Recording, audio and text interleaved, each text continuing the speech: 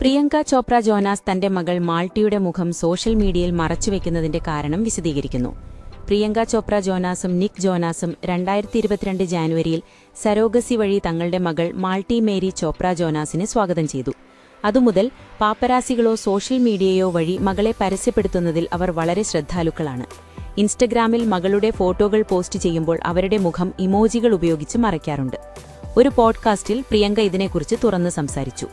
Amanda ഹിർഷിന്റെ not skinny but not fat പോഡ്കാസ്റ്റിൽ സംസാരിക്കവേ മകളുടെ അജ്ഞാതാവസ്ഥയെ അനോണിമിറ്റിയെ മുൻഗണന നൽകുന്നതിന്റെ കാരണം അവർ വിശദീകരിച്ചു.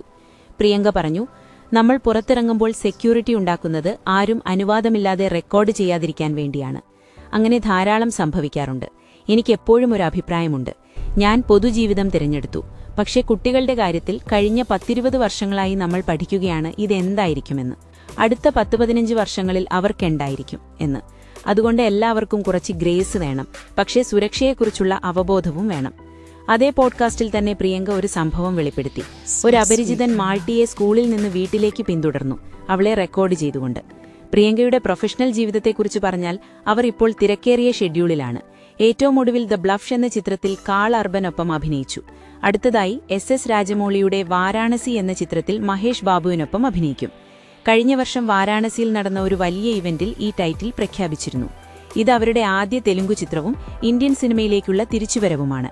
കൂടാതെ ഗ്ലോബൽ സ്പൈ സീരിയലായ സിറ്റഡലിന്റെ 2ാം സീസണിലും ആരാധകർ അവരുടെ തിരിച്ചുവരവിനായി കാത്തിരിക്കുകയാണ്. ഈ വിശദീകരണം പോഡ്കാസ്റ്റിലൂടെ പ്രിയങ്ക മകളുടെ സുരക്ഷയും ഭാവിയിലെ തീരുമാനങ്ങൾക്കുള്ള സ്വാതന്ത്ര്യവും മുൻനിർത്തിയാണ് മുഖം മറയ്ക്കുന്നതെന്ന് വ്യക്തമാക്കുന്നു.